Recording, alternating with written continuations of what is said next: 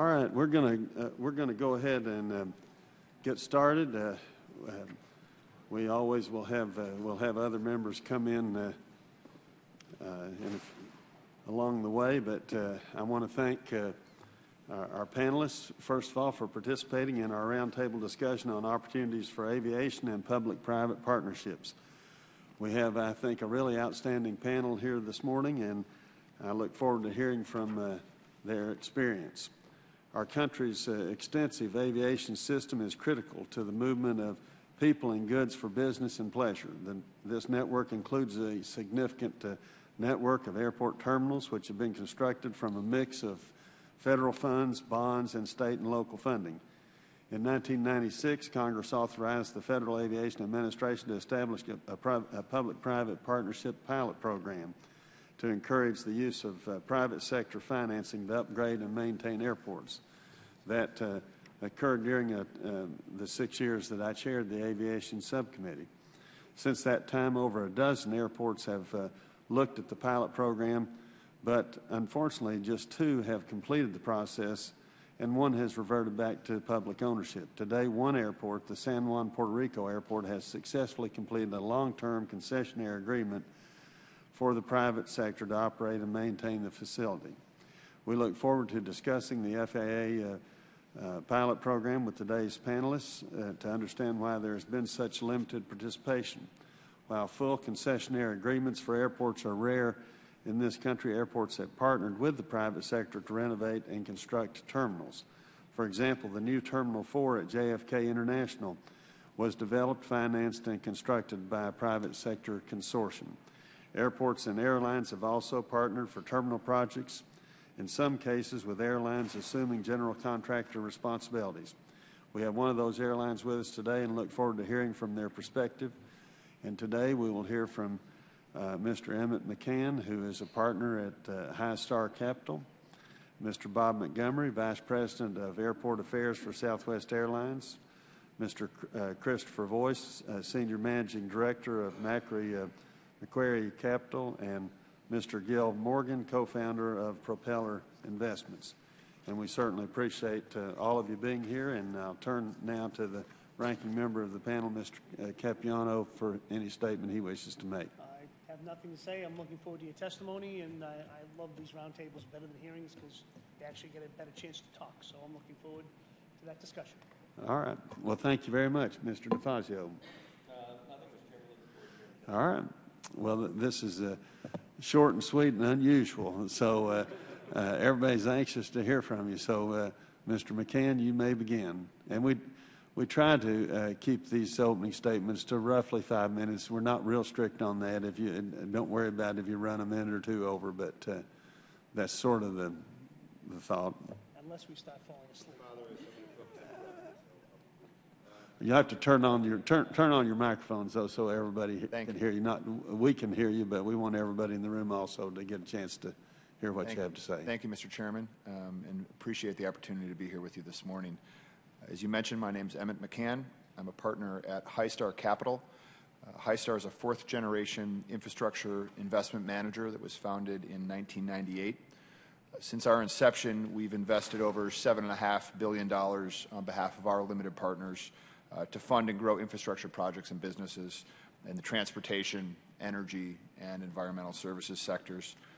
Our investors, many of whom are large public pension plans, insurance companies, sovereign wealth funds, look to us to deploy their capital in steady and safe investments with a long-dated horizon, relative stability in economic downturns, and essentiality of purpose, effectively what infrastructure is. We're headquartered in New York, and we invest primarily in the United States and North America.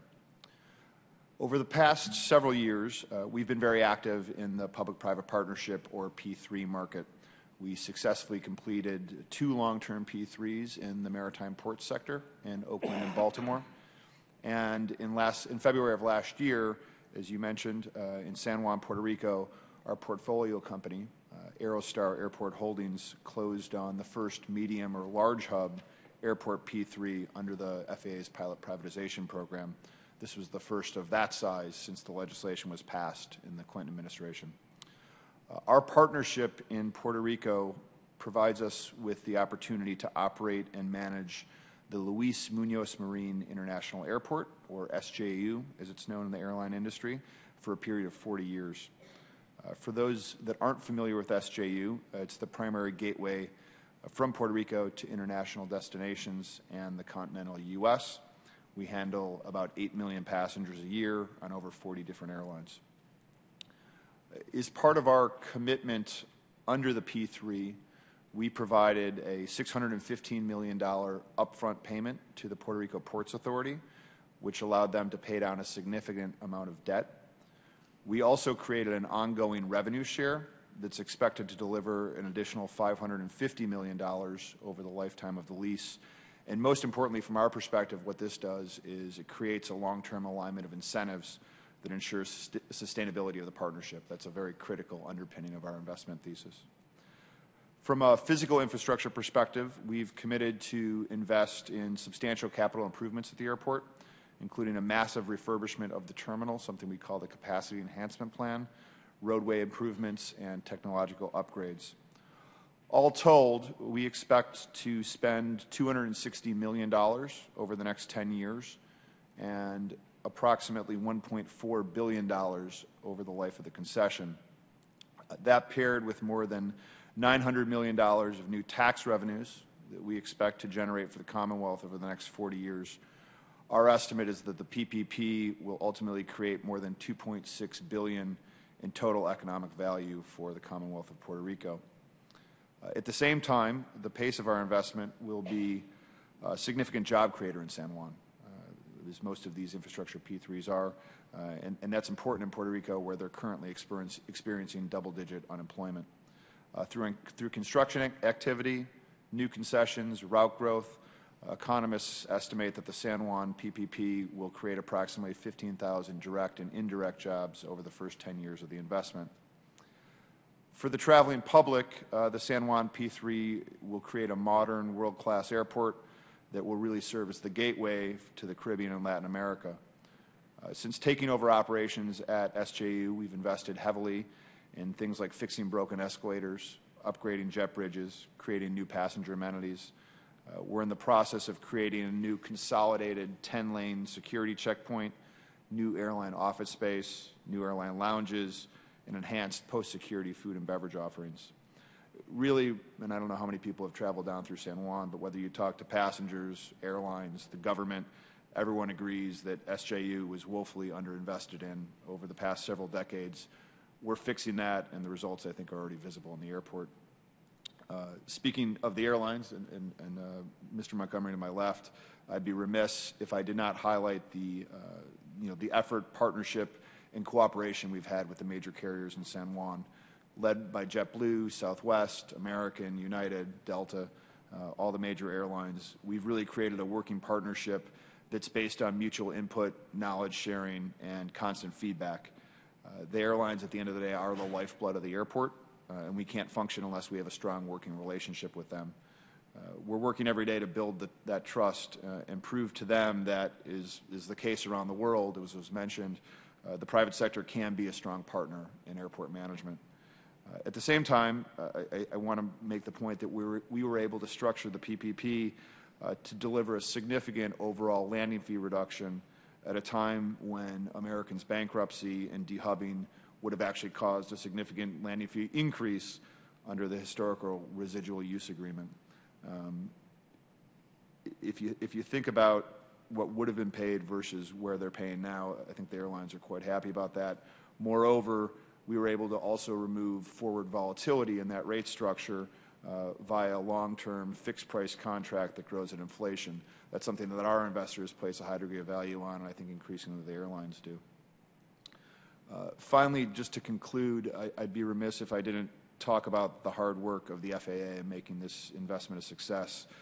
Randy Fiertz, Kevin Willis, Beth Nielsen, Elliot Black, Nancy Kessler, amongst many others, worked tirelessly to bring this entire project to completion. I think that they were very thoughtful in their deliberation, they were efficient in their use of their time and our time, and they were very thorough in their review. I think their work should be commended, and we truly hope and believe that they're going to be evaluating more of these projects in the near future. From our perspective, San Juan shouldn't be the only airport operated under a PPP. The model does work. The capital is there.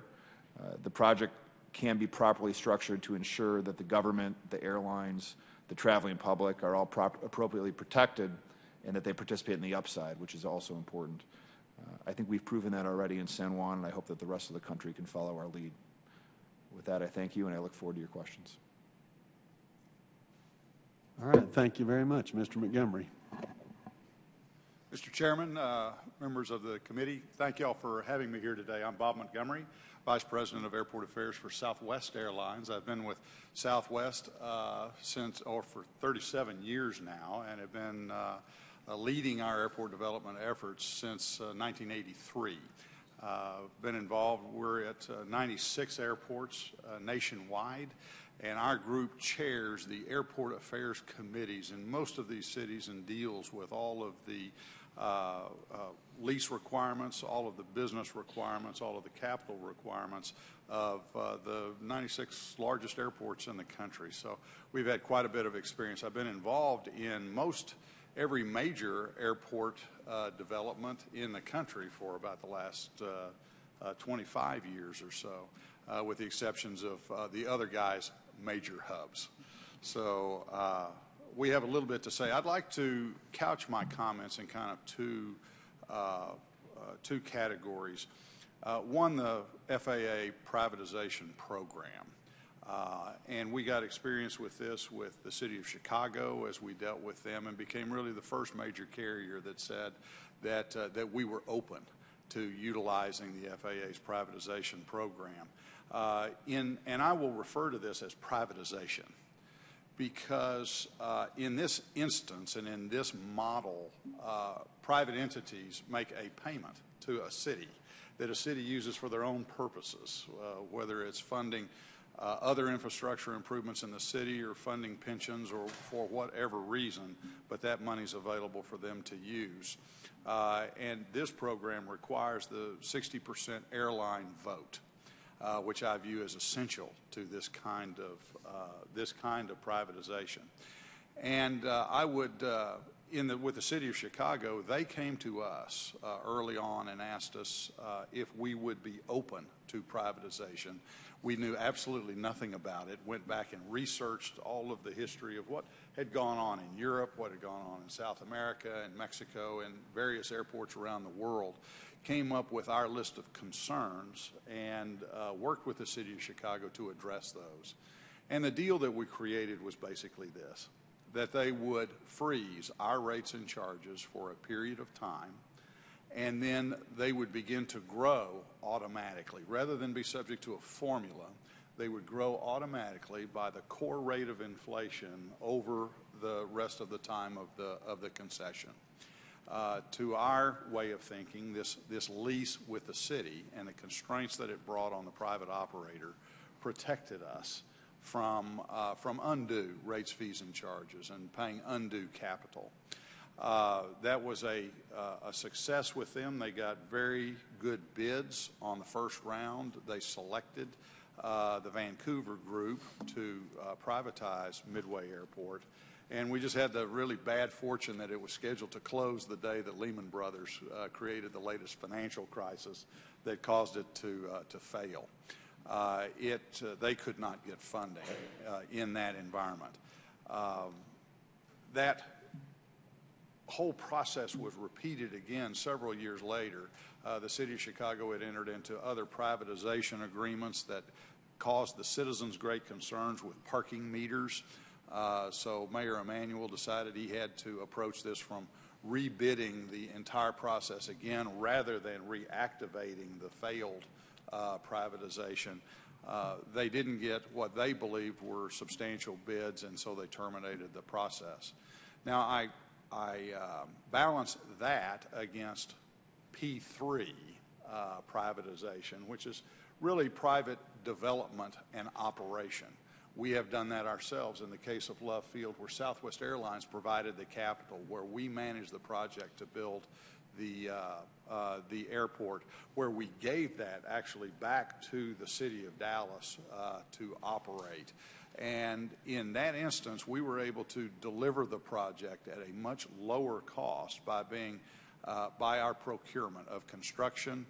It paid for higher interest rates that we were paying on our own money as opposed to the public sector, and has been a huge success. The project's been delivered under budget and a year ahead of schedule, so we're very proud of it. In both cases, I'm supportive of privatization, but am very resolute that the protections that are in the FAA program are something that's good for the nation and is good for the airlines. And with that, I'll be quiet, pass it to the next presenter, and I'd be happy to answer any questions you have when you're ready. Thank you. Under budget and ahead of schedule, that always sounds good. I have to tell you, I enjoyed several meetings over the years with Mr. Kelleher, and he was I know he told me, and I'm sure he said it many times, that if he'd known anything about the airline business, he never would have gotten into it. But he did all right. Mr. Voice. Thank you, Mr. Chairman. Thank you for the opportunity to participate in this roundtable. My name is Christopher Voice, and I'm a Senior Managing Director with Macquarie Group. Macquarie's funds management business is one of the leading airports investors globally, with 9 investments made since 2001. Macquarie's current portfolio of 6 airport investments serve more than 90 million passengers each year. Macquarie is also a leading financial advisor. I'm sorry. Macquarie is also a leading financial advisor, having advised on more than 50 successful airport transactions, raising more than $50 billion for airports since 2000.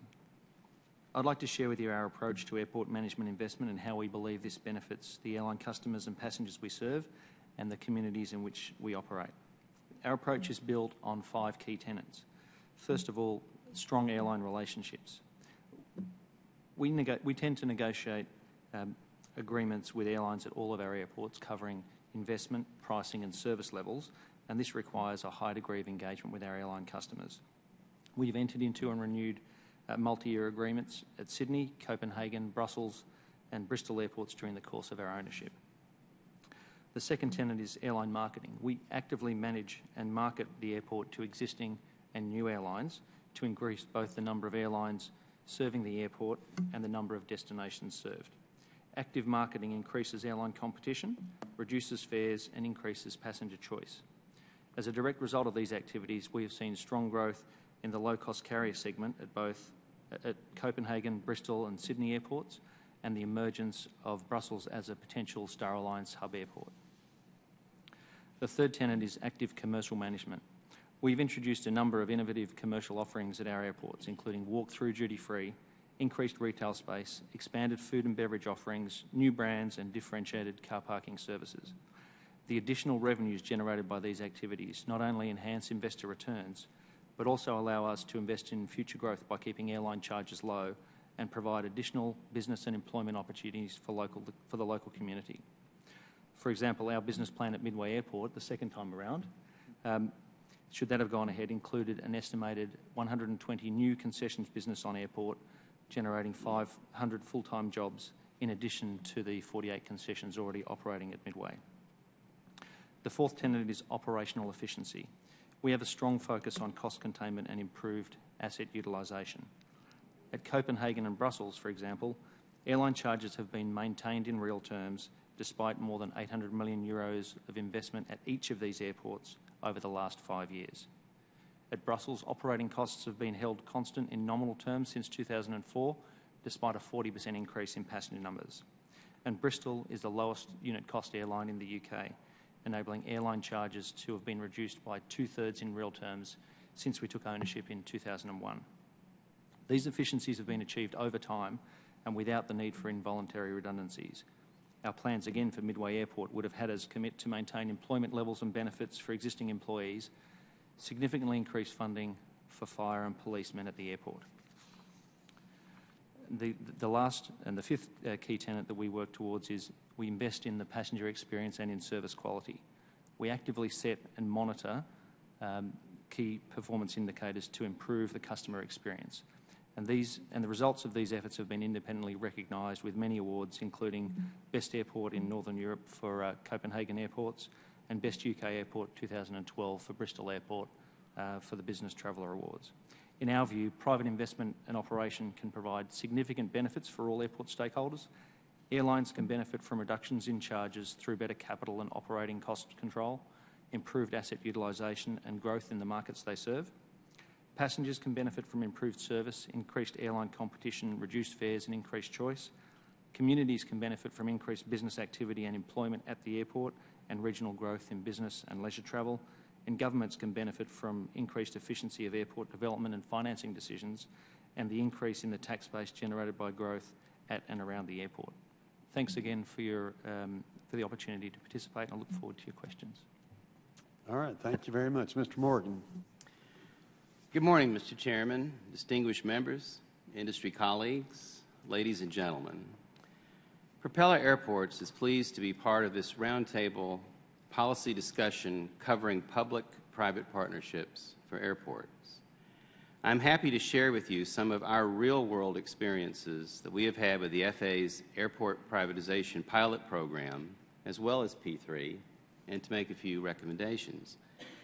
In 2009, Propeller set out on a journey to bring a second commercial airport to Metro Atlanta. Metro Atlanta is the 9th largest metropolitan area in terms of population in the nation, and the only one in the top 10 that does not have an alternative choice for the consumer. In addition, Atlanta's airport, Hartsfield-Jackson Atlanta International, is the busiest airport in the world, handling over 94 million passengers annually. It is important to note that Hartsfield-Jackson is dominated by one air carrier that controls 82% of the traffic. Propeller's strategy initially hinged on the FAA's Airport Privatization Pilot Program, which we found to be essentially unworkable. Be that as it may, the airport sponsor was successful in securing one of the 5 slots offered in the program. However, it soon became clear that outside vested interests with enormous resources skillfully derailed the endeavor. While our attempt at working within the FAA's program was not successful, our entrepreneurial spirit enabled us to figure out another way to prove that Airport P3 can work in America. Of course, isn't this the American way, to find a path to success rather than coming up with excuses? The best example of that spirit that I can think of is represented at this very table today by Southwest Airlines when they fought against heavily entrenched special interests residing far beyond the city limits of Dallas, Texas, and were able to keep Love Field open to the traveling public. Had it not been for the tenacity of Herb Kelleher and Southwest, Mr. Montgomery may not be here with us today. And I'm glad that you're here, Bob. Airports in the United States are quickly falling behind the rest of the world in infrastructure, capacity, and efficiency, as well as customer convenience, while costing taxpayers billions of dollars annually. This is in sharp contrast to many other countries where airport P3s have resulted in success, with well-run, state-of-the-art terminals and airfield facilities offering exceptional customer service and convenience while substantially reducing the taxpayer burden. Those of you who have traveled internationally know that firsthand. P3s not only improve airport infrastructure, they create jobs and economic growth. Additionally, P3s unlock access to private sector capital, providing an additional funding stream for airports that will reduce the taxpayer burden. London, Paris, Brussels, Frankfurt, Sydney, Auckland, etc., etc., etc., have all managed to figure this out. One has to ask, why has it not happened here? Simply put, in other countries, airports are operated by the national government. When the national government decides to privatize an airport, it happens swiftly. Here at home, airports are locally owned and operated, but to a large extent are federally funded and regulated. Our nation's approach to obtaining authority to privatize an airport involves a tangled web of processes and approvals involving federal and local officials. This web of approvals with so many local and federal entities enables special interests outside the communities to have multiple points to leverage an attack to derail the privatization process through direct and sometimes secret and indirect lobbying. If this does not work, these special interests fund proxies to engage in litigation, essentially on their behalf. Many, although not all of the airlines, and I do stress, not all airlines, but many airlines fear the fact that over time, privatization will substantially reduce taxpayer-funded government subsidies to airport infrastructure, believing that this will inevitably lead to higher airport rates and charges that will affect their bottom line. They also fear the additional competition created by a new commercial airport becoming operational, especially in a metropolitan area in the vicinity of one of their hubs. And they had this fear and concern at the time that this nation desperately needs more airport capacity. The airport privatization legislation should be amended to require the FAA to consult with airlines in a manner similar to the PFC process, but never allow the airlines to unilaterally veto an airport privatization. Any new or revised airport privatization program must require transparency and full disclosure regarding any airline resources and activities directly or indirectly deployed in efforts to lobby, influence, or control the privatization process, and it is imperative that regulations be promulgated that prohibits airlines from engaging in unfair and deceptive trade practices or unfair methods of competition in efforts to stymie competition in privatization. Congress should take the lead in developing and enacting a workable P3 formula, an airport privatization formula, for airports so that neither the federal government nor taxpayers remain almost solely on the hook for billions of dollars of spending on redevelopment and new infrastructure. If we are proactive, we can ensure that American airports are efficient, modern, and profitable engines for economic growth for future generations. P3 can be particularly valuable in developing airport assets in major metropolitan areas that are served by only one airport. This will improve customer service and enhance competition. It would seem that this would be consistent with the intent of Congress when they created the airport privatization pilot program back in 1996. Thank you very much for your time and attention. Well, thank you very much. Very interesting. We earlier had a roundtable with about the international experience on public-private partnerships, and of course, most other developed nations are far ahead of the U.S. for various reasons. In that regard, all of you gave very interesting testimony as usual. I save my questions to the last because my other members sometimes have to leave to go to other meetings, and Mr. Rice was here first for our side, and so I'll go to him at this point. All right. We'll go to Mr. DeFazio then. Thank you, Mr. Chairman. In each of these hearings, you try and get at sort of what underlays the success of these agreements, and I'm a bit confused regarding Puerto Rico. Now, Puerto Rico's a basket case. We all know that. Their debt is near junk, as close as you can get. But now we're going to have this, the privatization of the airport, so they obviously probably couldn't viably issue the debt to deal with some of the facility upgrades that are needed. So I get that. I get that part. You've got some equity you're bringing in. You have capability of borrowing. They don't.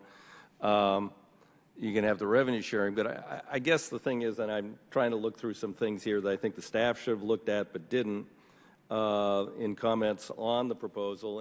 And this one document I'm reading shows that actually the authority which runs the airport is much bigger than the airport, and the airport is actually its profit center.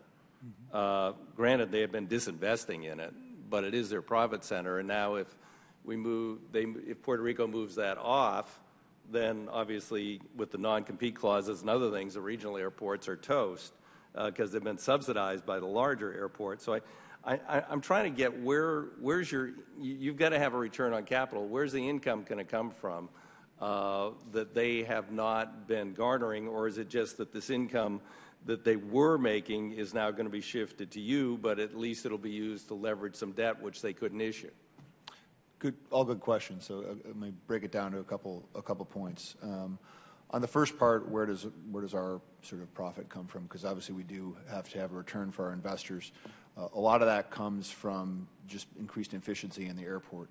So we've done very simple things from the get-go that weren't done under the prior administration, whether it's energy efficiency, whether it's shuttering excess capacity, and actually creating a more fluid customer experience. So our bottom line is not driven by price increases, charging $12 for a Coke, that kind of thing. It's by increased efficiency in the airport, creating a better operation for the airlines and for the passengers. That's as it pertains to us. As it pertains to the Puerto Rico Ports Authority, the PRPA is a multimodal agency. The airport is one of their assets. They also operate and control all of the ports. They operate and control Aguadilla, which is the second largest airport in Puerto Rico, about 2.5 hours due west. As part of this process and in consultation with the FAA, they used a portion of the funds that were freed up to sit in a fund and actually work through the operating costs of those airports. One of the other benefits of having, and I think this is of critical importance, you hit it on the head, is of having an ongoing revenue stream is that we're effectively creating a steady source of funding for them for those other airports over an ensuing period of time. In terms of the efficiency of that system, I think that's incumbent upon them to understand if they've overbuilt at times. I think the reality in the U.S. market is that there is a lot of excess capacity that's been overbuilt. Within San Juan itself, we are operating 2.6 million square feet of space for a passenger count that was less than half of what our partner in this deal is a company called the Sur that operates the Cancun airport. They operate twice the number of passengers and half the amount of space. As a passenger, you want to walk around less. It's a more efficient thing. So I can't unfortunately opine on the prior efficiency of the build out of the airport system. What I can say is that we're going to make the mothership more efficient, a better experience for passengers. We're going to create an ongoing share of revenue that they can use to fund those additional sources. And we're also delevering their overall agency so that they will, in fact, have more bonding capacity across their other assets. Okay, one other quick question. I was the Democratic sponsor many years ago of the passenger facility charge. How does that work with a privatized airport? So PFCs, the 450 charge, continues to flow to the airport to subsidize and work through the capital improvements at the airport. That's a key underpinning of the investment. It's a key underpinning of the pilot program that was put into place. And that's an assumption that when we went So it would operate the same way it does with a public airport, with the same restrictions in terms of off-airport and all those things. Exactly. That's exactly right. It can only go, so for example, runway 826 needs a repaving. Mm-hmm. Those proceeds go directly to that. They don't flow anywhere else. Okay. And then but you would have status if Congress increased the authority for PFCs, which may not happen around here. But if we did, you would have status as the lesser. Right. I don't quite understand it, but you could apply for such an increase if you justified it in terms of investment. Correct. We were, as part of the actual transaction and investment, we were granted a Part 139 operating license, so we function like any other airport across the U.S. Okay. All right. Thank you, Mr. Chairman. Thank you very much, Mr. Parletta. Thank you, Mr. Chairman. Even though the FAA has had authority to privatize airports for almost 10 years, it's only moved forward with one project. Can each of you give me one reason why more airports have not successfully applied for privatization?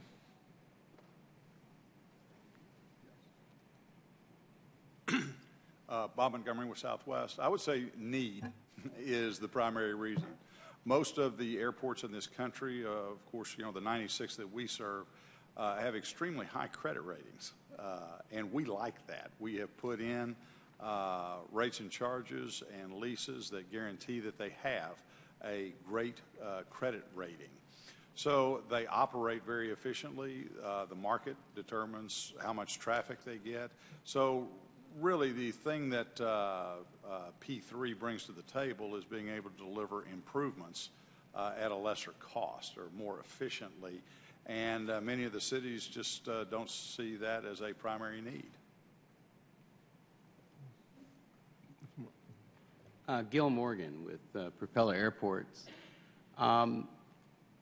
The process is very cumbersome. There's too many levels, local and federal. The way the industry works is there are airline airport affairs committees or top committees made up of airline representatives and the airport. And at established airports, there's a lot of respect among all the players, and they're sort of forced to work together and play well in the sandbox. I do agree with Bob. The credit ratings have been pretty good, and let's face it, people usually don't want to give up their jobs. If the government is running something, they're not really the first one to run over and say, I think we should privatize my job and give it to someone else. So there aren't the right incentives for either for the airport authority to want to privatize itself. I think the local governments don't always understand what a privatization could mean and bring in jobs, economic growth, and increased efficiency. And then last but not least, when you do try to do something out of the box to create new competition, such as a new airport somewhere else, now you're not in the club. You're not in that airline airport affairs committee where everyone through the years has been competing and learned to sort of play well in the sandbox. Now all of a sudden you're an outside threat. And for the reasons I mentioned earlier, the process is so cumbersome that all it really takes is one dedicated party who doesn't want the competition or doesn't want to see more efficiencies for whatever their self-serving reasons may be, and the game's over. So I think that congratulations to those who successfully did this in San Juan. It must have been a heroic and terrific effort, which I applaud. I think it's terrific. It's not easily reproducible, so I don't think it's scalable is the problem. Mr. President. Thank you. It's not for lack of interest on the private sector side in investing in airports, that's for sure. I think to some degree, picking up on something that Mr. Morgan said, the fear of the unknown really holds people back. Airlines are quite rightly concerned that their interests at any privatised airport are protected, and there has been some level of scepticism. I think the experience internationally with those airlines that are operating at privately managed airports has been pretty good. You've seen improvements in service standards, you've seen better utilisation of existing asset bases, less overbuilding, focus on energy efficiency and cost control. So I think the concerns are potentially a little overblown. And I think on the public sector side, the airport owners really don't necessarily have a good view on the benefits of privatisation in terms of job creation. The fear that we always hear expressed to us is that you generate these cost savings by cutting jobs. Well, in fact, it's actually the opposite. We generate more jobs by bringing more business onto the airport, and we manage costs within those constraints. So I think to some degree it's fear of the unknown on both sides. We've participated in some of the processes that have been mentioned today, both Midway and San Juan, from the private sector side. So we haven't seen, perhaps to the same degree as others, the inner workings of the FAA approval process. But I think Puerto Rico, they worked on that for about 3 years, Emmett, before that was finally approved. So there is, I think, some work that could be done to improve that, but we'd like to work with members of the committee and staff members to see how that could happen. Look, in my view, progress is gradual. I think there's always this desire of, well, why isn't this happening? Why is it? There's a whole, whether it's, you want to call it privatization, P3, there's a spectrum. People are just getting in government decision makers, because this is a state and local issue always at the end of the day, and how it's going to be transacted, are getting more comfortable with this. People get more comfortable with precedent. One of the airlines on the Airline Tech Committee joked as we sort of, in our process, finally got face to face with the airline, said it was a bit like the Wizard of Oz. We weren't this big scary monster behind the curtain. We're actually we have several people on our team from industry who worked in the past with the airlines. As we got engaged in the dialogue, they saw some of our ideas were constructive and mutually beneficial. I'm optimistic, actually, that as the San Juan story unfolds, as state and local decision makers around the country start to understand this is just another tool in their toolbox, that more of these will happen. I think the other historical impediment has been tax-exempt cost of capital, but the reality is that low cost of capital doesn't mean anything if you've got liquidity constraints and you can't issue anymore. And so I think that we're on a spectrum, we're on a path headed in the right direction, but these are major decisions. They're major undertakings. They should be deliberated. They should be thought through. And I'm serious when I say I actually commend the FAA from, I can comment less on the lead-up period and what the application process entails, but I will tell you at the very first meeting with the FAA, they said, we don't ever want anyone to say that this didn't get done or didn't move ahead because we were acting too slowly. They worked very, very hard to get things done. There's a number of idiosyncratic factors in San Juan that made things take a little bit longer.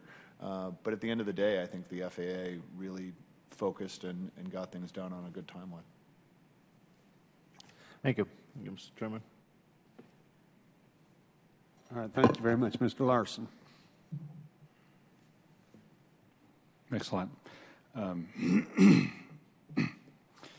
So who knows, I think it was Andrew Carnegie. Who knows what Andrew Carnegie's key to success was? What did he say was his key to success? It was get up early, go to bed late, and strike oil. The reason I say that is it occurred to me when someone made a comment, it might have been Mr. Morgan, about in Europe, national governments control the airports or airspace or have more authority, more power. I was thinking of Dubai, where as well, I mean, they're successful because, they got up early, they went to bed late and struck oil. And they own the oil, they own the land, they own everything, and they can do all that. We don't have that kind of system in the U.S., and we're not about to take ownership of or operations of airports in this country anytime soon.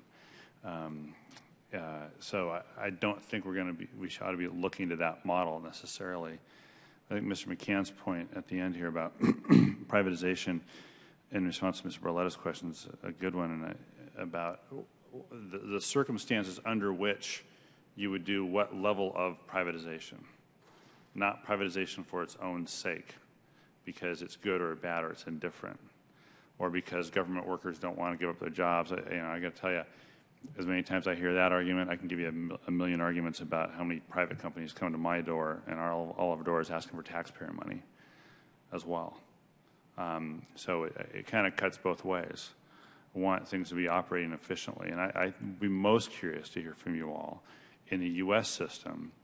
What would be, if there was a checklist of what makes a level of privatizing something or partnering with the private sector most advantageous or most useful for any one kind of project? What would that checklist actually look like, as opposed to just addressing this saying privatization's great and the way we do it here sucks? Yeah, that's a really good question. I think cuts to the heart of the matter. I think there's, I'll speak first from my perspective.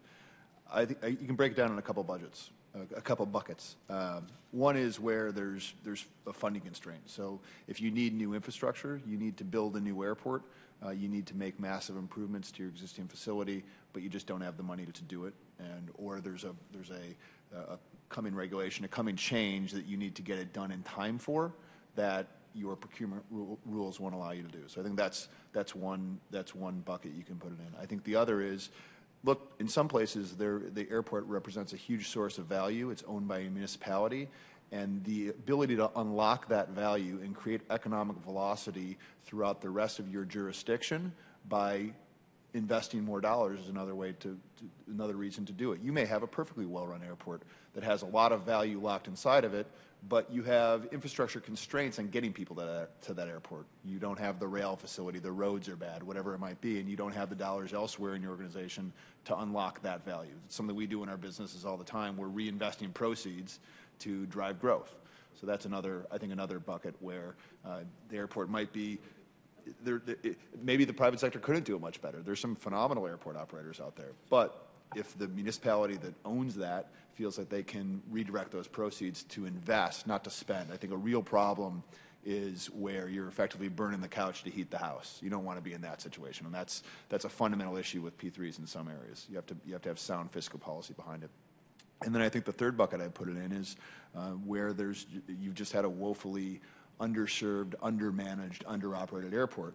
The reality is, for every great airport organization across the U.S., there's airport authorities, airports that are run solely by political appointees that turn over every few years. There's no continuity of management. There's no life cycle management. When we sit down and think about 40 years, we think about a 40-year capital plan. Where are we investing dollars next year and 5 years and 10 years to make sure that it's the best facility possible, not only for the passengers but also for our shareholders? So I think you've hit it exactly on the head. This is not for everybody. I think there's more places that it can be done than just San Juan. And I think the one role that the federal government can play is to really provide a roadmap to say, this is where it's worked, this is where it hasn't worked, this is where it makes sense, this is where it doesn't, so that if you are a decision maker, you can look to it and say, okay, well, maybe this isn't the right solution for me here, but I can look to some other alternatives. Yeah, thanks. And Congressman Larson, if I could just clarify, I'm not advocating the nationalization of U.S. airports, but it was merely used as an example to clarify that a lot of people ask us, well, why does this work overseas and not here? And because it is centralized from a government standpoint overseas, it's made it easier. We have a great country and a great way of doing things, but in the airport privatization arena, it's just made it a little more challenging to do that. But I wouldn't advocate federalization of the airports in order to fix that. But what I think would make a very successful P3 program, or what this checklist or elements, it's simply this: run it as a business instead of a utility. Airports all around the country are focused on the Airline Airport Affairs Committee and how the terminal operates and keeping rates and charges low. And I think what we miss out on is, let's maximize revenues. Let's treat that terminal as a retail establishment. Let's treat all those passengers coming through that facility as an opportunity for businesses to make money and for the airport to make money. And in our business model, what we focus on is the airport concession revenues on and off airport, and our intent is to keep airline rates and charges low because we're maximizing those kind of revenue streams. Also, there are other properties on the airport that, with FAA concurrence, can be used for non-aeronautical uses, from warehouses to office parks to even golf courses, of all things. And if you look overseas at what has happened, the airports that have privatized have a much bigger percentage of non-airline revenues. And so really the bottom line on the checklist is, let's treat it like a business, let's get creative, entrepreneurial, and let's drive economic growth, increase jobs. Yes, we can help keep airline rates and charges low, and everybody can win. Thank you. I think that's two pretty fulsome answers. I think I just have a couple of points to add. The airport infrastructure in the United States has been very good for a long period of time. The airline and aviation industry is quite mature. What that has bred, though, is a situation where the infrastructure has been so good for so long that in many airport authorities there's a need to renew infrastructure and replace existing facilities which are at the end of their useful life. And those organisations haven't had to do that for a long time, and so they don't, frankly, have the expertise in-house to manage the risks that are involved in taking on a large capital project. And I think, I've seen Southwest at Love Field taking over responsibility for managing those costs, and that's an area where I think P3s can be effective in accepting and managing those risks. I think if you combine that with the ability to generate non-aeronautical revenue streams on airport, and if you focus on a terminal, you can generate in-terminal revenues. If you focus on the whole airport, you can generate whole airport type revenues. Then you can actually accept that risk and offset the cost to the airlines and to the customers of providing those new facilities. So I think if I was looking at a couple of factors that I would look at, there would be a large need for capital improvement on an airport which hasn't undertaken capital improvements for a significant period of time. The ability to improve non-aeronautical revenues, whether it's by offering a better level of service, reserved car parking, close to the terminal undercover, etc., would be one. And again, one of the points that Emmett made, those airports that are really managing their airport charges around the need to service their debt burden rather than invest in the long-term success of the airport. Thank you. Congressman, I don't know that I could give you a checklist, but I can offer the ball that I watch as an airline. And I watch this ball because in the U.S. system of airports, in all the airports that we serve, they're financed in such a way that ultimately the airlines are the guarantor of the debt. Mm-hmm. We make the operation break even no matter what revenues they bring in. So the ball that I watch is what's the windfall of the privatization? How much is that, and how does that get repaid? In the instance of, say, a Chicago Midway Airport, the attempted privatization that did not succeed, believe that the prices talked about were like $3.5 billion going to the city of Chicago, of which roughly $1 billion of that was just recapitalizing the existing debt structure. There's about a $2.5 billion windfall to the city of Chicago. The private operator has to get a return on that investment of $2.5 billion. And so I ask, where does it come from? Is it through efficiency? Is it through generating new revenue sources? Increasing your food and beverage and news and gift? Is it by increasing parking rates?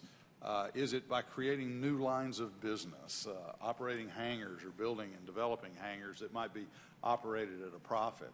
Or is it with more efficiently operating the entity? I think that Highstar is doing a fantastic job of more efficiently operating San Juan, Puerto Rico than the state did. Is it in efficiency and capital delivery, or is it in increased rates, fees, and charges to the airlines, and what's that risk? So we just look and see what is happening with that. In the instance of Dallas Love Field, I mean, there's obvious efficiencies that can be brought to the table. At Love Field, where we built the airport in a P3 type of scenario, the city of Dallas will estimate that we're delivering the project 3 years earlier than they could possibly do it under their procurement regulations, and we're doing it at half the cost. Or they would require 50% more to build it, $250 million out of a $500 million program. So that's real savings. That's less than the Dallas Cowboy Stadium by about $500 million. Yes. I think you can land we a opted plane not there for too. the Jumbotron. Does it make money? Stadium itself? No. The Jerrytron we did not opt for. So, but we did, and we're not doing that at the expense of union jobs or MWBE participation. As a matter of fact, on the MWBE front, the city of Dallas asked us to step up and commit to a 25% MWBE participation. What we're delivering is 38%. So it's mainly making quick decisions. A construction project is a big need of decisions, and we're able to give them efficiently and quickly.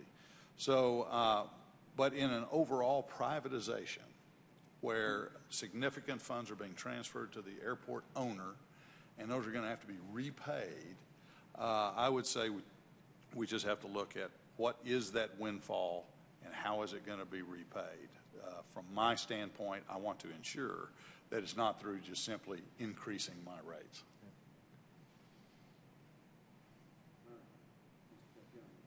Thanks, Mr. Chairman. Thank you all. Like I said, questions are more fun than speeches. I want to be real clear. Some of you have said some things. I want to be real clear. Not everybody here agrees on whether privatization is, in and of itself, a goal. So I can only speak for myself. It doesn't matter to me. Yeah. Privatization, in and of itself, is nothing.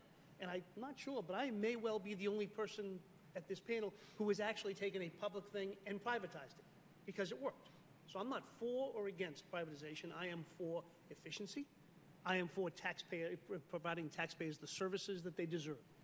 And that's why I wanted to do this. I'm trying to figure out when these things work. I guess I've got a couple of questions. On the SJU project, I assume you now technically own the airport for a certain thing. Do you treat it as an owned asset for tax purposes? No, it's a leasehold interest for tax purposes. Say it again? It's a leasehold interest for tax purposes, and so we return it. So we were operating for 40 years, though. For effectively, we're the operator for 40 years. I guess the basic question: when you file your tax return, do you take it do you depreciate the values? Yeah, but there's a depreciation. Which is fine. Yeah. And I say that because I don't know about San Juan. Again, we all come to the table with our limited experience. Mine is in Boston. Our airport is a regional authority, like I think most of the major airports, not all, but most of the major airports are regional authorities. They don't pay taxes. So there's no tax benefit. And I'm not sure, I'm just quick back of the envelope type of thing. According to what we were told, you paid $650 million for the airport, and you're investing another $1.4 billion, roughly, about $2 billion. $2 billion depreciated over the typical 28 years, and again, maybe airports are different. And then at a 30% tax rate, that's $20 million a year that is transferred from the federal tax revenue general fund to you. And I don't have any problem with that. You're entitled to depreciation. But that's $20 million that San Juan Airport wouldn't be getting. And for all intents and purposes, as far as I'm concerned, I, as a federal taxpayer, am now providing you a profit. And I think it's one of the biggest concerns I've had as we've delved further into these P3s. When they are fully privatized, they become depreciable. Major investments provide major tax benefits. I understand that. I'm not knocking it. But from my perspective, it's another way to transfer federal dollars that San Juan Airport would not be getting otherwise. And I'm not picking on that. That's the only one. I was going to ask the same thing about Love. I mean, as I read it, you guys did a terminal. Yes. And not the whole airport. And that's correct. Do you own the terminal, or do you treat it as a leasehold? No, we don't. As a matter of fact, we paid for it and then transferred the ownership back to the city of Dallas. Am I wrong to think that? I think that's a reasonably common occurrence on most of the major airports now. Am I wrong to think that? I wouldn't call it common, but it's not unusual. Not unusual. Okay, fair point. And again, that's a terminal you use. That is correct. And our model is that Southwest Airlines debt really stands in the place of city general obligation bonds. And by the way, I want to really underscore, I agree totally with your comments about how the whole airport thing works. It is the airlines who are the guarantors of the credit. There's no question about it. And all the concessions, the Dunkin' Donuts and everything, that's all the extra. A lot of extra, but it's extra in the parking. But without the airport, without the airlines, there's nothing, and it is the basics for the whole thing. Again, I'm looking for the times when P3s work, and I want to distinguish different kinds of P3s. The ownership is one thing. That's kind of the ultimate, quintessential P3. But the P3 building a terminal is not. It's a little different. And I understand the efficiencies. Anytime you get government doing anything, or any quasi-governmental agency, people tend to forget why we put all these laws into place that make it so difficult for a government entity to do it, because prior people stole money. When they built big things, they would hire their brother-in-law to do bad jobs. And people went to jail for a long time. So we built in intentional inefficiencies in the public building process to try to minimize that. So anytime you get a private entity in to do it, of course you're going to have efficiencies because obviously Southwest, if you want to hire your poorly performing brother-in-law, you're going to pay the price over time. Yes. Then again, if you hire your brother-in-law, he does a good job, nobody complains. I hire my brother-in-law, he does a good job, people still complain. That's a different Again, I'm looking for the times when P3 works. I don't think the P3s are good, bad, or indifferent. I think there's an opportunity, and it sounds to me, and again, I don't know everything about the San Juan, but I do know that Puerto Rico, as a Commonwealth, has major financial problems. Most people know that. And it certainly strikes me that that may be unique, only because, again, most of my experience, and I know that some are city-owned. I don't know about Atlanta. Is Atlanta city-owned, or is that regionally? Hartsfield-Jackson Airport is owned by the city of Atlanta. It's owned by the city. Okay. And I know Chicago owns it, but Chicago's had some issues with some of the prior P3s as well. That you mentioned a couple, but there are others as well that they've had some concerns with. I guess I'm looking for the opportunity, and I'm not so sure that San Juan, and I don't know that it doesn't, but I'd like to know why it's different than others. I'm not surprised that it worked there, but if the Commonwealth of Massachusetts was going completely bankrupt for 1,000 different reasons, and again, I'm not laying blame, maybe it's the economy, maybe it's bad management, I don't know. But you tell me that, first of all, you get a major tax benefit. Second of all, you said you do basically simple efficiencies to save some money, and that's fine. I mean, I'm not arguing. I kept my comments brief as requested. That's fine. We're doing a lot more than simple efficiencies. Fair enough. And then it was overbuilt. That kind of indicates to me that there was really poor management. And I would argue anytime you have poor government management, you really should do something. Yeah. And sometimes it's privatization. Sometimes it's a creation of authority. And let's be honest, most of these authorities were created to make the tough decisions that we elected officials have a hard time making. Things like raising fees. Things like building an airport in the middle of an urban area that no one wants built next to their house. Yeah. And again, I don't know about Atlanta, but I know about Boston. Logan Airport's right in the middle of my district. And every time they touch it, I get 10,000 people saying, I don't want any more planes over my house. You all know that. And a regional agency has more ability to kind of override what they may see as parochial concerns. And that's pretty common. It's pretty common on a regular basis. So I guess, and I also want to be clear, again, correct me if I'm wrong, the credit ratings on these things, and again, I'm basing my experience in Massachusetts, the reason Massport has such a great credit rating is because they don't touch the general fund. They're a revenue-based credit rating and completely isolated, walled off from the general fund. The state can't just grab the money. I mean, they do on occasion, but it's usually through pressure, not through direct grab. And they're protected by 14 different pour-over trusts that no one can touch. And I presume that most of the major airports are done, if not the same way, at least in a similar fashion. Am I wrong about that? That the reason they have good credit rating is because they're not subject to the typical political grab as a cash cow. Is that wrong? I would say that that's a contribution to it, yes. A major contribution. Or they're owned by multimodal agencies where there's other revenue sources and they're commingled in a pool. So they can't. I mean, New York is the same way. I mean, the governor of New York cannot just go in and grab the revenues generated by his airports because he has an authority. Again, there may be backdoor ways to get some of it, but it's a long, difficult process. It's a primary protection that makes the entire system work. I would say if you talk to Standard & Poor's or any of the rating agencies, they'd say that market is what drives the credit rating. That's all well and good, but market is generated by what people see as reality. And if you see your money as being in jeopardy, market will run. That's why we build these walls, is to attract market attention. So, I mean, I guess I am most interested. I guess, Mr. Morgan, I want to go to your thing. Because I've always been interested in concerns about the major hub airports that are, all intents and purposes, if not owned, run by one airline. And, you know, Atlanta is one, but it's not the only one. Other airlines do others. I guess Southwest doesn't really quite, you don't own an airport. You come closest to Dallas-Fort Worth, but... No, we don't own any airports. I know you don't own it. What's your largest share of any airport? Is it Dallas? It would be Dallas Love Field, And what's yes. your share? We're about 90%. Oh, you're 90%. You are that big. Okay. Well, and my concern is, again, not for the airport, but what would stop, in Atlanta, for the sake of discussion, what would stop Delta Airlines from just privatizing the airport themselves, putting in a non-compete, which most people that do I assume you have a non-compete in San Juan. Could the government of San Juan build another airport next door? For a period of time, within a small radius around the airport, they can't build another airport, but that's not one that they don't have the funds in the market to do it. So. Right, but I mean, if all of a sudden they had oil, they probably, again, my presumption is you have some sort of non-compete. Most of these P3s do, for obvious reasons. But what would prevent Delta Airlines from just buying the airport and putting its own non-compete in anyway? Well, Congressman, for many years, I worked for Delta Airlines. I don't mean to pick on Delta, but, you know. No, but I was a regional manager in properties, and my direct responsibilities were handling Delta's relationship with Hartsfield, Jackson, Atlanta International Airport. So I do have, direct knowledge of these things. I think there's really two things here. There's a variety of contractual arrangements in place that would prevent a hub airline from seizing a current hub airport and unilaterally privatizing it.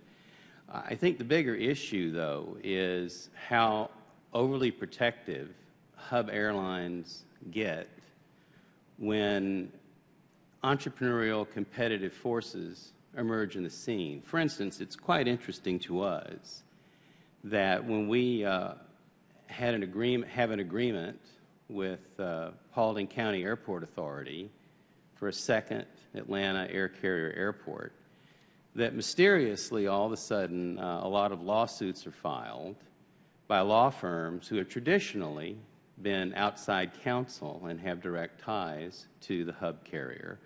And then there is a PR firm that amazingly swings into action on the opposition against the airport that happens to have worked for the hub carrier. And then the hub carrier makes all these statements about... Why would that be a surprise? I mean, to be perfectly honest, who doesn't want to protect what they see as their market? Well, it would be nice if it was a fair fight. When all this is done behind the scenes, and rather indirectly. I mean, there are 4 individuals who are plaintiffs in these lawsuits, and they aren't individuals of extraordinary means. How they could possibly afford these attorneys is a mystery to us. One of them, I think, is even bankrupt. And so there is a lot of that going on. And so that was my point about how it does interfere with the airport privatization process, because, as you know, as an elected official, when you have lobbyists that are working at the local level and the state level and the federal level, it's very hard, and any one of those levels can stop the process, nothing happens. So I understand that, but I mean, honestly, nothing you just said surprises me that it would happen in the normal course of events, and I'm certain you couldn't have been surprised by those events either. I mean, if anybody has a de facto monopoly on anything, anywhere, not just in airlines, why wouldn't they want to keep it? Honestly, if I was the only person in my district who was eligible to run for Congress, I'd want to keep it that way. I mean, it doesn't work that way, but... Well, part of the problem, though, is in the Paulding County Airport, there were about $60 million of AIP funds that went to build that little airport in 2005 or 6. It's a fairly recent airport. So there's government money that was spent to create this, and now you have big business not letting that government money be used properly for the people who are in the surrounding communities. Welcome to my world. We get that all the time. But anyway, I guess I appreciate your comments, and again, my time on this panel has really started, it didn't start this way, but it's really kind of focused more on trying to find the opportunities where P3s work, because I guess I've come to the conclusion that P3s are not the panacea for all things, that they work on an occasion where they don't work. I'm trying to figure out where they do and where they don't, and it certainly seems as though it works best where you have an opportunity that has proven management problems, either because poor management or because the economic system, whatever it might be, that has contributed to that there's no other way out. Because my big concern from day one on all of these things has been the cash grab. I mean, I was the mayor, and if you told me you were going to give me $2 billion I could spend now to fix my problems now, to make me look like the greatest guy in the world right now, and nobody has to worry about that for 30 years, is a real temptation. Can I make... Mr. Voice wants to add something. Sorry, thank you. I think that what we define as an industry as a P3 has really evolved since 2005-6.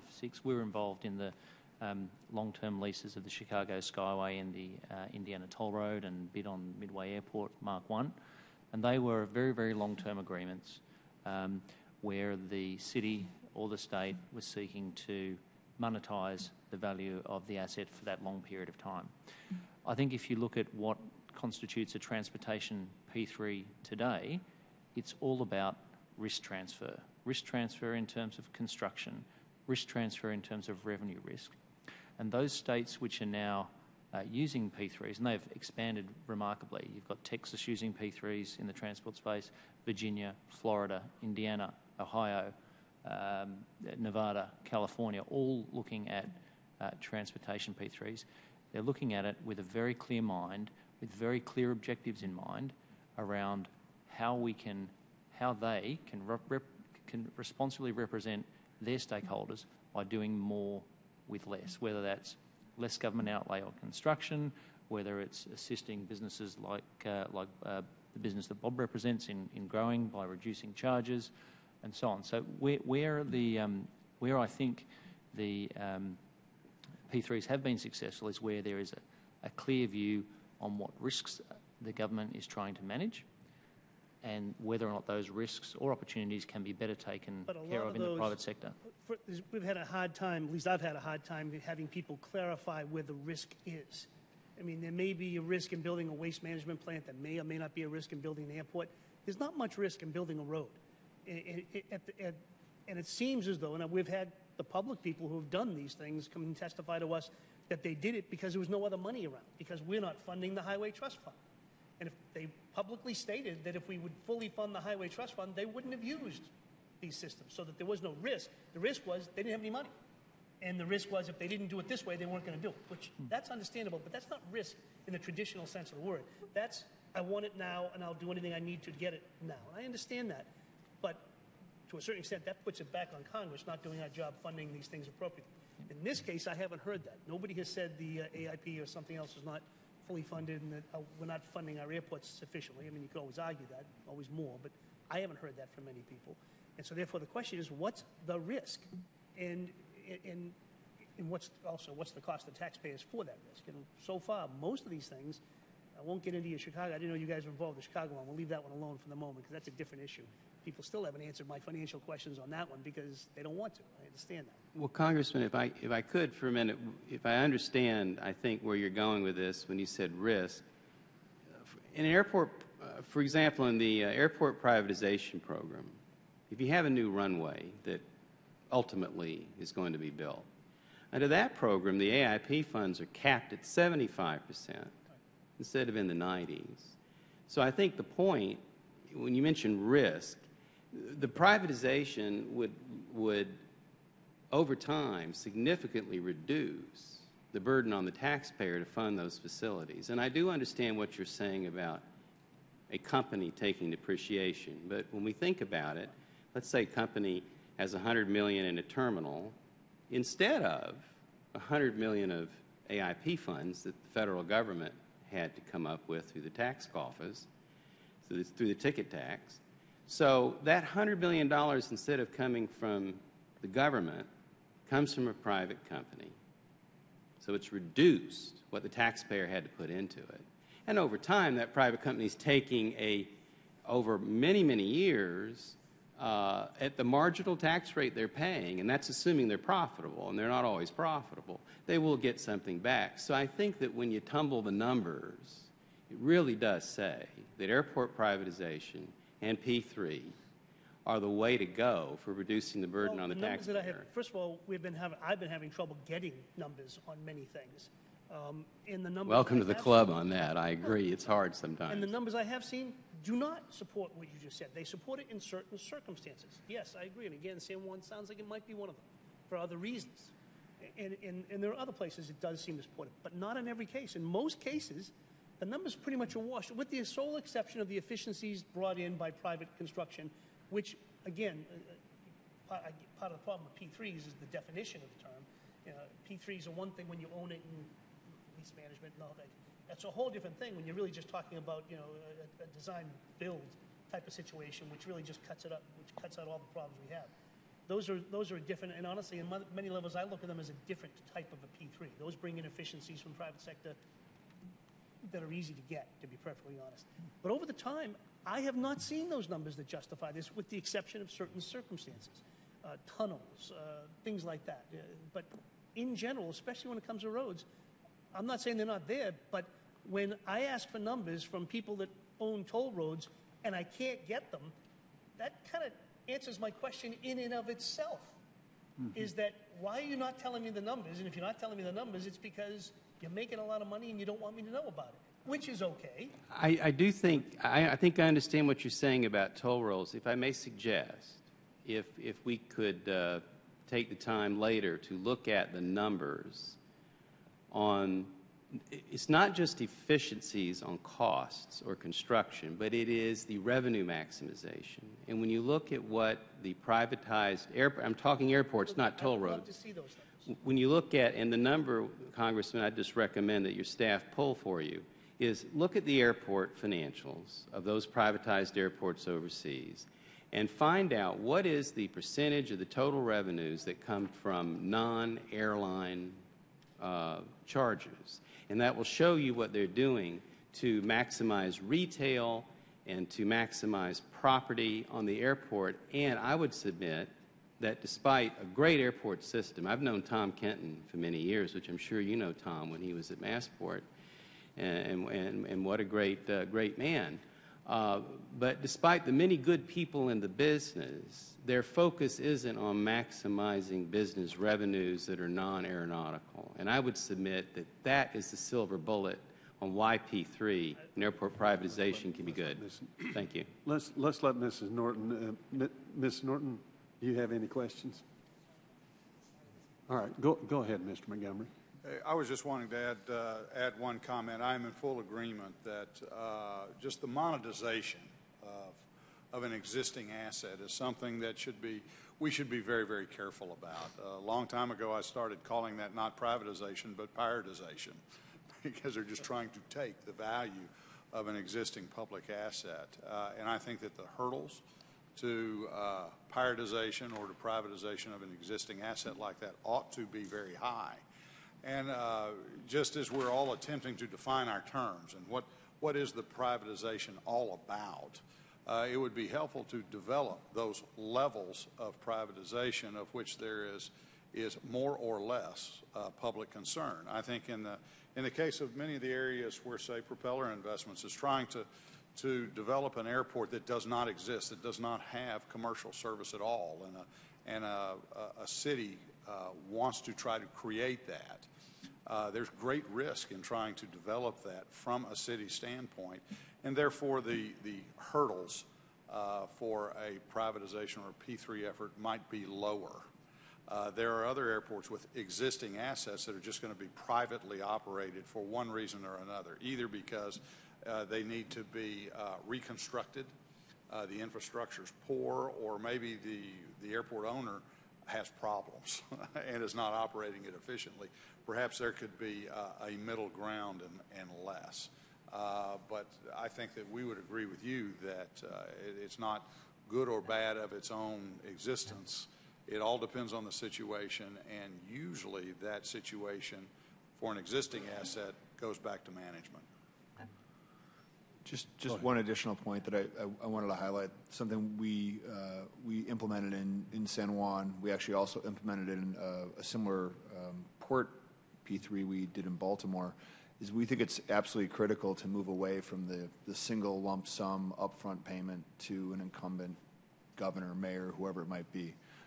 From the investor's perspective, that creates a long-term misalignment of incentives because you're effectively term limited. At some point, you won't be there, and the users are then facing someone that they didn't actually transact with. So in both those instances, we've been very careful to structure an ongoing stream of payments so that typically in the form of a revenue share. So as we perform as our performance increases, we share that upside with our partner. What that's done in all practicality, which I think is important, and actually I get I don't know if I agree with the word prioritization. I think that every situation is idiosyncratic, and you have to there may be situations where the privatization of a mature asset to accelerate other infrastructure adjacencies is a good thing, but that's idiosyncratic. But I think in Baltimore and in San Juan, what that's engendered is a true ongoing dialogue between ourselves and our government partners.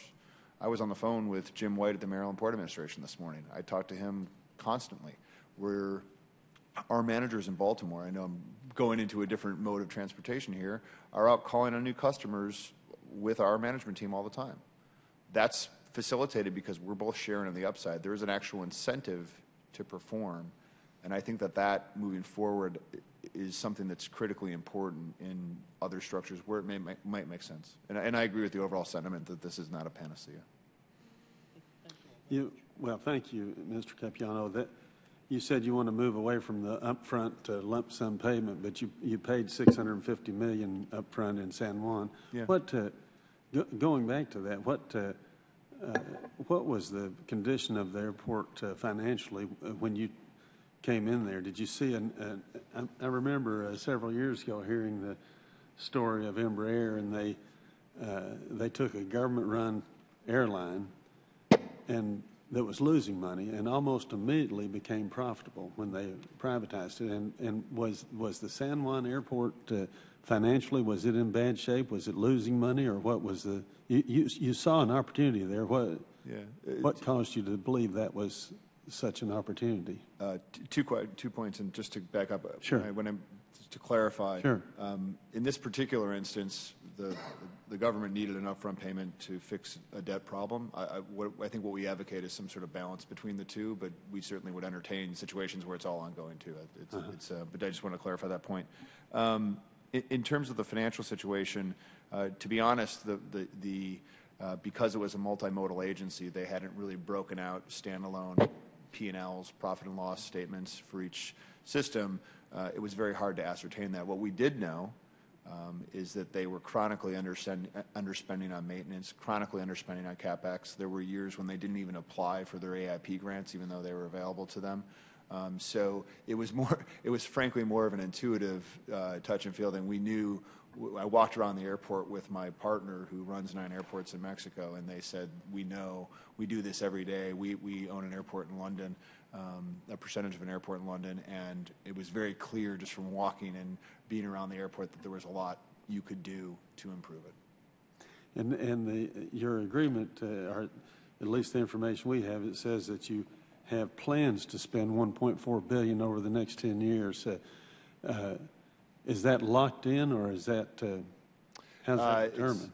My guess is we'll spend more than that. Obviously, we get driven to spend as efficiently as possible, but one of the things that our investors require from us is a comprehensive capital plan going forward that requires a forward look at what the needs of the airport are.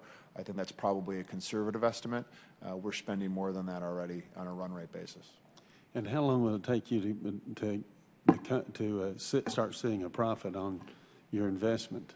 So one of the things about this is a good question that gets to the type of capital we represent. Infrastructure equity as a pool is a very long dated capital base. Yeah, you've got a 40-year lease. And so if you think about returns on a long dated basis, that earns out over the entire 40 years of the lease.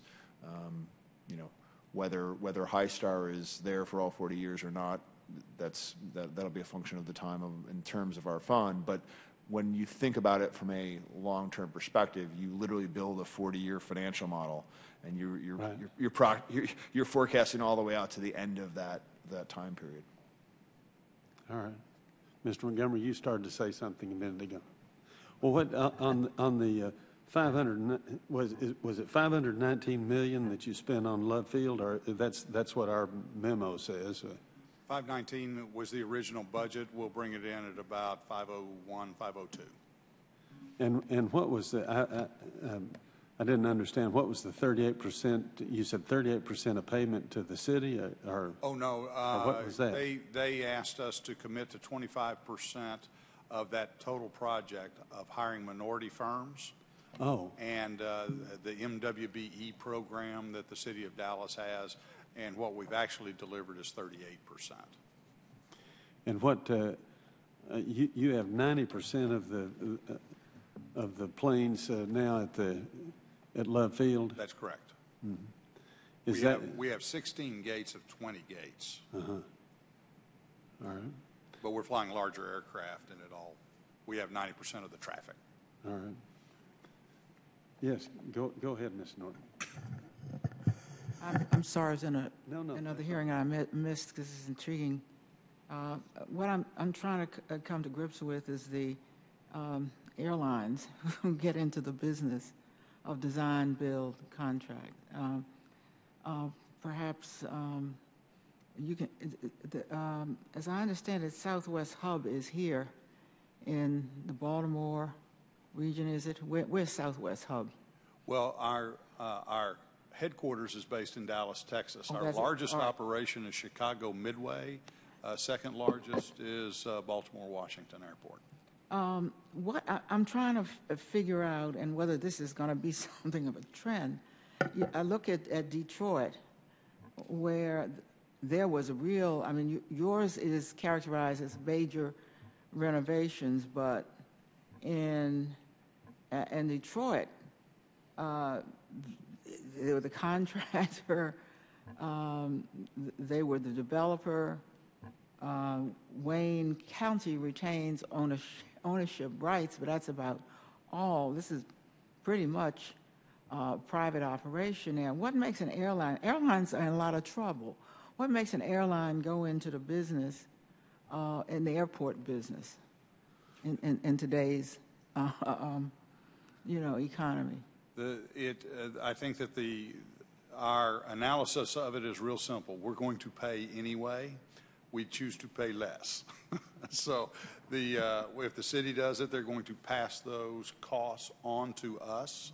If we do it, we're still paying, but if we can deliver it at less cost, that reduces our rates, fees, and charges. So do you see airlines where there are hubs as a trend now, perhaps getting into the airport business, airport ownership business, or pretty close to ownership if they have this kind of control? I would say historically, we've always been involved, particularly in Yeah, but our this kind of major- involvement, where you have 90%. I beg your pardon? What this is, nothing like this involvement, I take it. This was a Dallas Airport. Dallas Love Field, but again, that's not owned by Southwest Airlines. We did it Yeah. as an agent of the city of Dallas Yeah. and gave them that project back. Yeah. They retained full Public-private, normally, the ownership is retained, but much of the operation and much of the profit goes to the private operator. And you will say, of course, risk. Well, I'm struggling with the profit motive that we're discussing, because the city of Dallas operates Love Field on a break-even basis. There's a Well, formula for you rates, explain fees, what and profit charges. means here, that To me, the profit- cost is lower to you if essentially it comes to you because of the private partnership. I don't mean that there's a private the partnership in the normal sense of that word, but it costs you less in this arrangement than it did when the city of Dallas Yes. operated the airport. But what I'm interested in, and I don't know if Wayne County Airport is because of the problems with Detroit, if that's related. It was completed in 2002, so that was before all of this bubbled up. Or if this represents a trend, because there, of course, I don't know, was Northwest, now Delta no, Delta is not the hub there.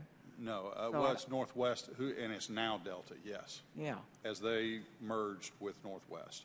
It is a Delta. So I'm just interested in the motivation and whether this could be a trend, at least where the airline is a hub is the hub of the airport. I would say that airlines have always been interested in maintaining as much control as possible over their major hubs. Including public-private partnerships. Yes. Congressman, maybe to clarify, because for a number of years I was at an airline as an airline properties representative, and just quickly, prior to World War II, there were general obligation bonds backed by the full faith and credit of local communities that funded the airports, and the communities got nervous about that. So after World War II, around the 1948 or something, I think Smith Barney had the first airport revenue bond issue backed by the full faith and credit of the air carriers. At that point, because the airlines were on the hook for the debt, the airlines did successfully negotiate a tremendous amount of control over airport budgets, operating budgets as well as capital budgets. When deregulation hit after 1978 and the ensuing chaos of airlines entering and exiting markets, it became difficult to hold that together. Congress ultimately, passed the PFC program, and the airlines fought that tooth and nail initially because it is a lessening of airline control. So I think through the years, the airlines have maintained a lot of tight controls, trying to control cost and the debt. As Mr. Montgomery, I think, has correctly said, that people look to them to pay for most of it. But in these new environments of PFCs and hopefully in privatization, the idea is that someone other than the community with general obligation bonds or the federal government or the taxpayer would be paying this, or an airline even, but that we can bring in private capital to transform the airport, create more jobs, businesses, revenues, opportunities, and everybody can win, and it's the rising tide that lifts all boats. That's the hope. All right. Well, thank you, Mr. Voice. We haven't heard quite as much from you, and what I'm wondering, I know you look at everything you can possibly look at when you consider going into a deal. What are the two or three main things, though, that you look at in considering one of these, whether to get into one of these public-private partnerships that you've gotten into? I've been in 3 of the 4 airports that you now operate. The only one I haven't been in is Bristol. But tell me what you look at the most, and what thoughts you've had about what you've heard here today. Look, I think the 2 or 3 main areas that we focus on are, is there a solid demand base for use of the airport? Because what that means is that if there's a solid demand base from the population, from the catchment area, it means that the demand for the airport will be there whether airline A is in business or whether airline B is in business. So that's number one.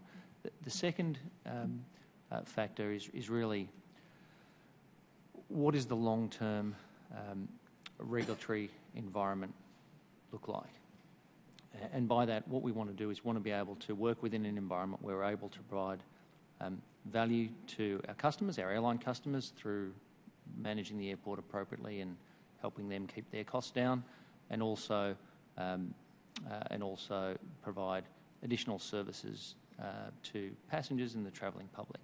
So the regulatory model there, we think, needs to support incentives to provide investment in new facilities, keep costs down, and to provide more services to passengers. The other interesting portion, in 2 of the airports, interestingly, that's a point that hasn't come up, we're actually co-shareholders with the state of Belgium and with the Danish government in Brussels and Copenhagen, respectively. What we're actually seeing there is that our shareholder and our in effect our regulator shares our view about how airports should be managed. They should be managed for the benefit. Incentives should be aligned so that what we see as good things to do, invest, add value, manage costs efficiently, are flowing through into benefits for the users, reduced airline charges, improved choices for passengers. So they're really the factors that we look towards.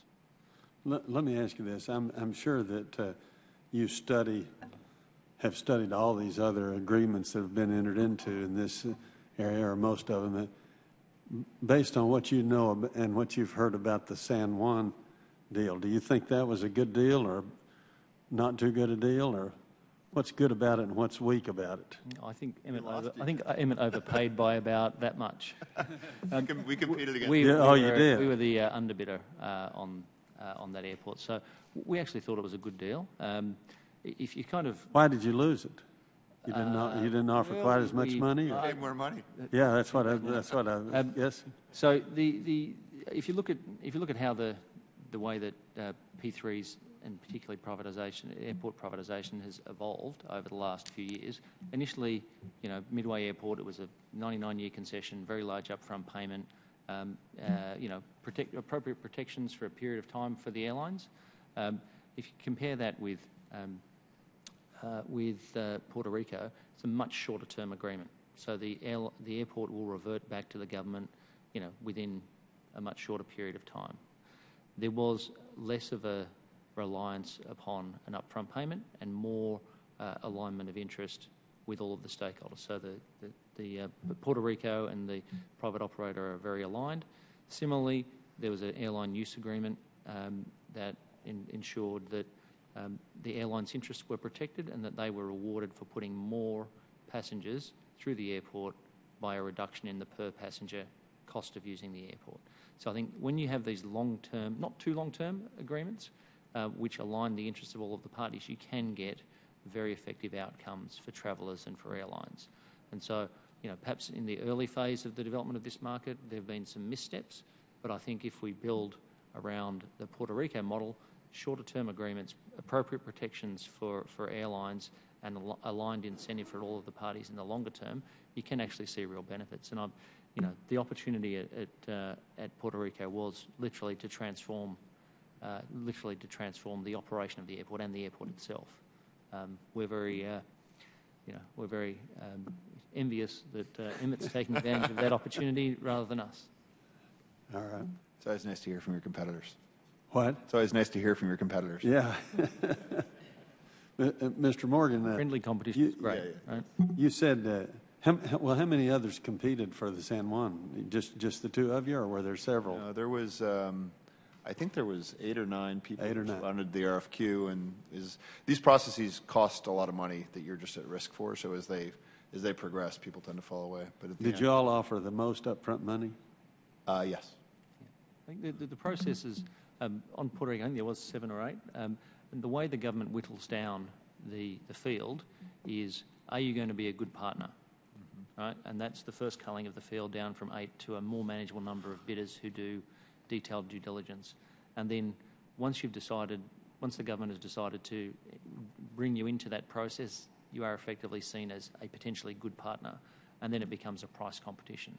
And that is what the government does to ensure that A, they're selecting a good partner, but B, there's transparency and open competition for these valuable assets. And I think that needs to be a factor whenever the private sector is contracting with government. Yeah. All right. Mr. Morgan, you said you were stopped in your main effort or in one direction, but instead of making excuses, you just decided to go in another direction or try again. Is that?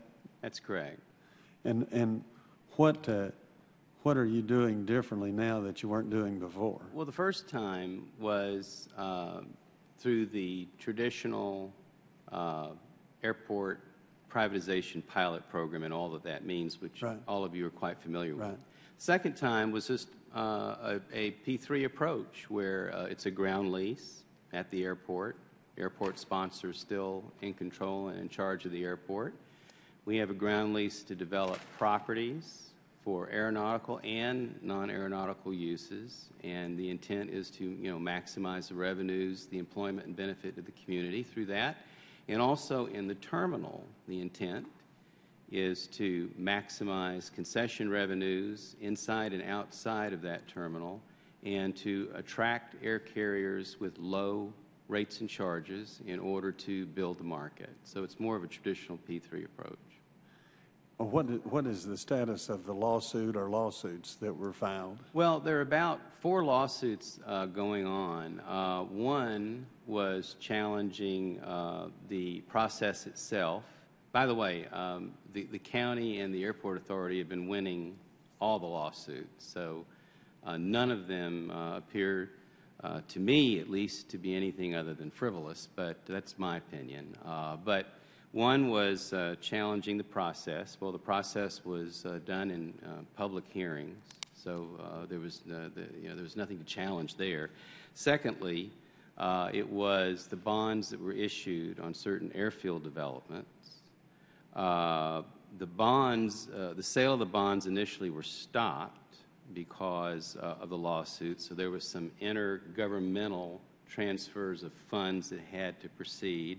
There was a lawsuit about that, and I think have I covered all of them? Was there another fourth?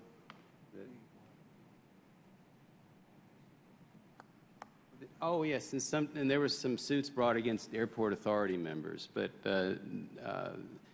none of those actions have had a unfavorable ruling from the court. So all it's done is delay the creation of jobs, construction, opportunities, and new air carrier service in a place that has one airport as a monopoly.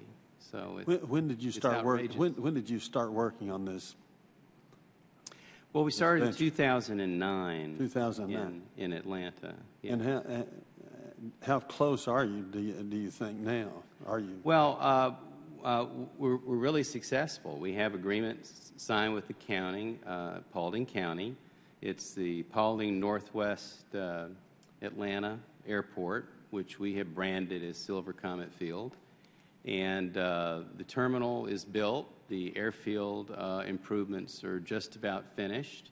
We're not at liberty, if you would please understand that, we're not at liberty to discuss who the launch carrier is, but we have an air carrier that says they want to start service, and we'll be bringing low fares once again to the Atlanta market. He's asked. Well, all right. Well, thank you very much. I tell you, you all have been a great panel, great witnesses. You got anything else you want to? No. All right. Well, we appreciate it. This has been very, very helpful, and that will conclude this panel. Thank you. Thank you. Now, aren't these better than the typical big hearings?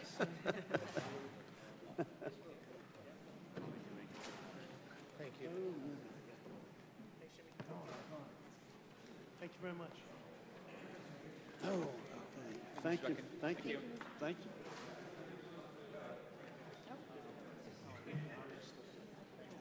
Good job. Good job. Very good.